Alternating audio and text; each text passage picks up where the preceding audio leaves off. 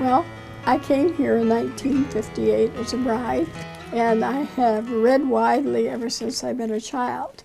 But I somehow, in my rural schools, had not connected with the Laura books. And this lovely old librarian here in De Smet, Ida Belzer, said, "You know, Marion, I think you should read the Laura books." And I said to my husband, "Is that De Smet, our De Smet?" And he laughed, and he said, "Of course." Laura Ingalls and her family were some of the original settlers of De Smet. Her stories, featured in the Little House books, are familiar to readers young and old. They've been republished, adapted, and retold in a variety of formats. Laura enthusiasts, like Sarah Utuff, love it all. De Smet invites visitors to experience her story year after year.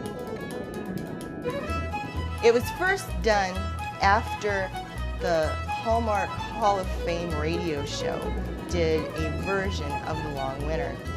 And they liked it so much that Audrey Sherwood, who was the newspaper editor in town, bought the rights to put it on as a play. I think I've probably been here about 5 times.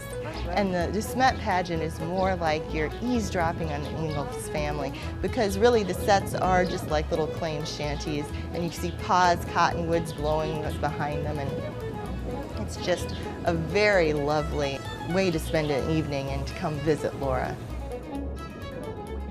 Laura, her family, and the characters in the books were real people, having once walked these roads themselves. And that's the appeal for many attending the pageant. Pa and Ma staked their claim here.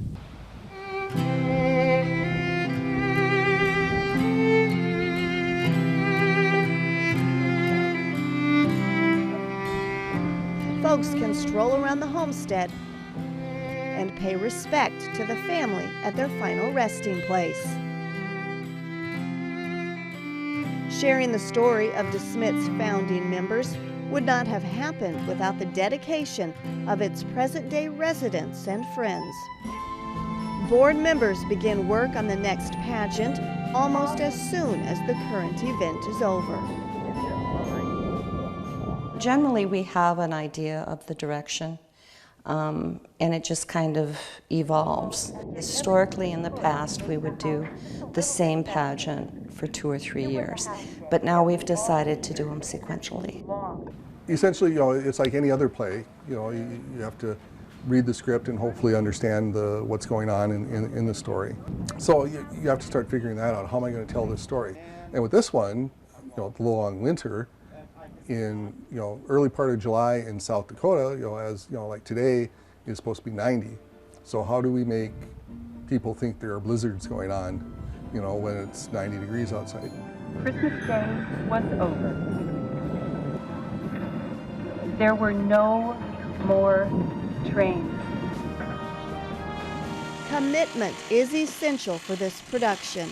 Preparation for the pageant in July begins in the spring for actors and crew. Some years it is difficult to secure enough members for the cast.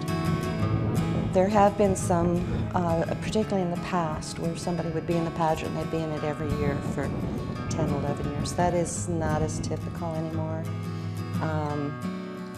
We find ourselves really scrambling for cast. The young people are much busier these days trying to make money over the summer to go to college. Most plays, if you're doing community theater, for instance, usually it's production is 3 or 4 days, whatever, all in one chunk, one weekend. Here with the pageant, it's 3 consecutive weekends in July, and when you pile on all the rehearsal you have to do before then, that really is quite a commitment from somebody for a big part of their summer. But the people that do are dedicated and fun people and realize that, and so this is hopefully a fun experience for them. Despite the effort required, the Laura Ingalls Wilder pageant is an event that participants rarely walk away from. A volunteer may take an occasional summer off, but almost always return. The summer of '89, I started help park cars. sell tickets, and I did that until about 94, and then I got on the cast. I was on the cast for about 9 years. Actually, I was supposed to be 10 years, but I had a heart attack in my 10th year, so then I couldn't be in the program that year, and then I went to the sound booth from there. Well, I just feel it's a way to give back to the community. My oldest daughter got involved in 1978, and then my younger daughter became very involved in the pageant. So then I was still driving her, so it's family involvement for me. But I'm still helping. I'm distributing the costumes this year. Over 250 people contribute to the annual production, far exceeding the population of the town described in the long winter. A little town on the prairie will continue to spring forth on these pageant grounds for as long as interest in the Little House stories continue. There's a lot of work goes in behind the scenes before the pageant gets here, but the most rewarding part is meeting the people, just working with other people. And the play has been going on now here for over 40 years. I think Laura's stories are so endearing because they're true. It's her talking about her experiences. It's kind of neat that you can be someplace and actually see what you read about.